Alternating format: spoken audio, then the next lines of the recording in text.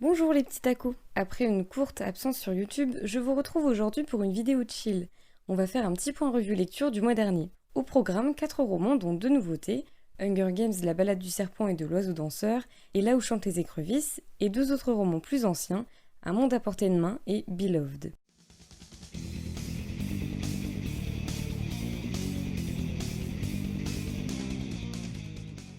Dans l'ordre de lecture, je vais commencer rapidement par Un monde à portée de main de Mélisse de Kerangal. Je connaissais l'auteur pour Réparer les vivants que j'avais adoré, alors je me suis lancée dans la découverte de ce roman qui parle de peinture et plus précisément de trompe-l'œil.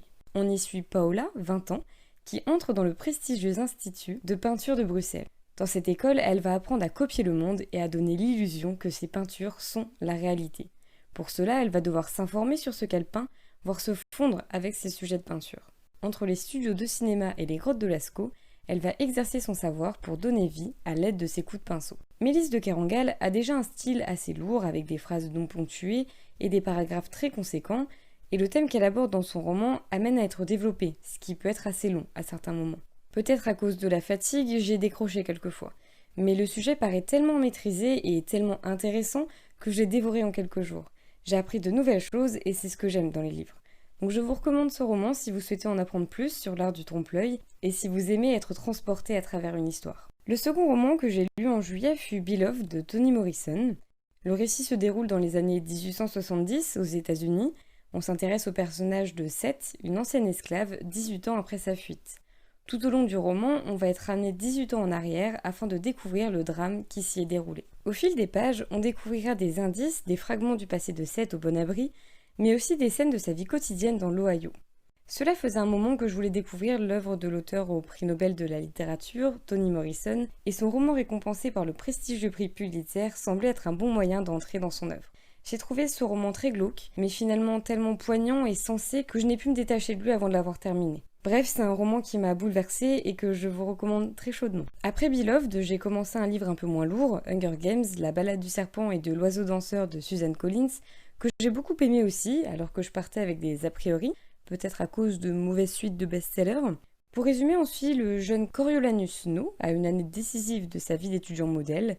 On nous plonge dans un Capitole d'après la révolte des districts, un Capitole durement touché par la pauvreté et la famine, qui se remet petit à petit de cette épreuve. On se concentre sur le rôle de Snow dans les jeux, qui fait partie de la première cuvée de mentors des tribus, et sur son rôle primordial auprès de la jeune désignée du district 12. J'ai beaucoup aimé le fait de se concentrer sur ce personnage aussi antipathique que Snow, et surtout sur le passé des jeux que l'on connaît dans la saga.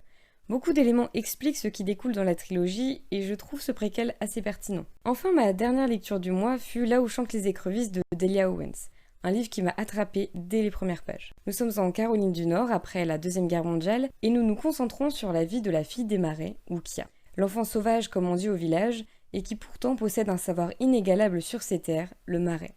Elle vit seule et abandonnée dans cet environnement où ses seuls amis sont les oiseaux. C'est un personnage solitaire et attachant que l'on suit dans son apprentissage de la vie seule, mais aussi dans son apprentissage de la vie en communauté, avec ses coutumes, ses bases aussi, que sont la lecture et l'écriture.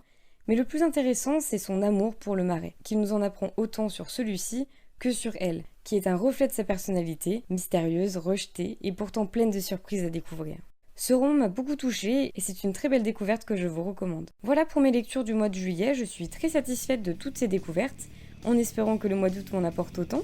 Si la vidéo vous a plu, n'hésitez pas à laisser un commentaire, à liker la vidéo, voire à vous abonner. Vous trouverez aussi le lien de mon Instagram sur lequel je poste toutes mes lectures. En attendant la prochaine vidéo, portez-vous bien et surtout, bonne lecture. À bientôt les tacos.